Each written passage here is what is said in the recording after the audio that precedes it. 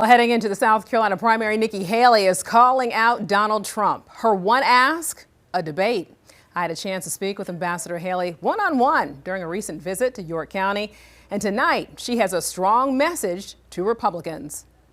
Do you feel like you're getting under Trump's skin, and how do you react to that? I think we absolutely are getting under his skin. I mean, you could see how he reacted the night of New Hampshire. He was upset we got 43% of the vote. The next day, he said anybody that supports Nikki Haley will be barred permanently from MAGA. The next day after that, he pushed the RNC to name him the presumptive nominee. And then now we see that he's paid 47 firms $50 million of his campaign money to go to legal fees. He's feeling the pressure. He won't debate us. We've asked over and over again to debate us. Let the American people hear the views that they have. Let them see the choices. He continues not to do that. We don't do coronations in America. There have been 2 states that have voted. There are 1,215 delegates you have to have. He has 32. I have 17. We've got a long way to go. I'm not going anywhere. And you're leaning in hard now. Do you feel like you should have done that earlier, or do you feel like this is where you wanted to do it in the campaign? You know, it wouldn't have made sense for me to go after Trump earlier because we had a dozen others that we needed to get out of the way. Now that it's a one-on-one race, we can talk about the differences. We can talk about the fact that he spent $8 trillion in 4 years putting us in debt that our kids are never going to forgive him for. We can talk about the fact that he had an opportunity to stop the fentanyl flow and he didn't do it. We can talk about the fact that he praised China's President Xi a dozen times after China gave us COVID.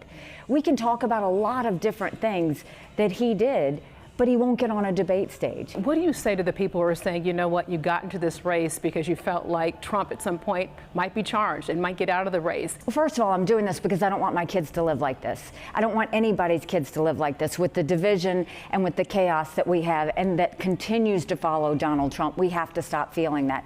But the second thing is, if you look at what happens for Republicans, if Donald Trump is the nominee, Republicans lose, period. Every general election head-to-head poll. There was one that came out yesterday, he was down 6 points. There was another one that came out before that, he was down 7 points. I was up 13 points in that poll. I've been up as much as 17 points. He can't win. We will have a female president. It will either be me or it will be Kamala Harris. Because if Donald Trump is the Republican nominee, Joe Biden will win and Kamala Harris will become president. As I said, I've read your books. I know your history. You grew up in Bamberg, South Carolina. You've experienced racism and your understanding in terms of where we are as a country. I just want to hear your response in terms of, you've called out prejudice, but when people say, but Nikki Haley won't say that we're a racist country, explain your answer. You know, growing up as a brown girl in a small southern town, did we experience racism? Yes. Does racism still exist in our country? Yes. But are we a racist country? No. And I'm glad my parents never told me that we grew up in a racist country because I never would have thought I could be anything. We want our kids to know they can be anything they want to be without anyone getting in the way. There will be racism. Our job is to stomp it out everywhere we see it. But I think this amazing experiment that is America really was intended that all men are created equal with life, liberty, and the pursuit of happiness. Our job is to make today better than yesterday. Our job is to continue to fight that fight, to see that we can get to a point where we can stop racism and not have it here. As governor, we had our share of crises. I mean, we had snowstorms, we had a school shooting, we had a horrific church shooting, we had multiple hurricanes, we had a 1,000-year flood. There was no shortage. But what didn't happen in South Carolina is we never pulled each other apart. We leaned in. We leaned into prayer. We leaned into unity. We leaned into helping each other. That's what we've got to do in the country. You know, when I was at the UN, I dealt with Russia, China, and Iran every day.